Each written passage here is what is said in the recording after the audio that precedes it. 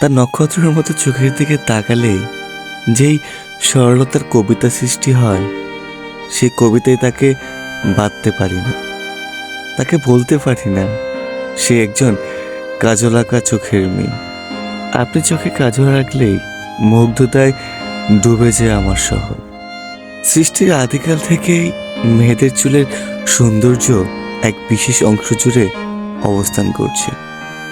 সেই সকল অবস্থানকেও হার মানিয়েছে তার ঢেউ খেলানো চুলের মুগ্ধতা। আমি হয়তো কবিদের মতো ব্যাখ্যা করতে পারি না। তার ঠোঁটের পাশে ওই ছোট্ট কালো তিলটা যেন আমার জন্য ফাঁসির মঞ্চ। তিলটা দেখলে যেন মরে যাওয়া ছাড়া কোনো উপায়ই নেই।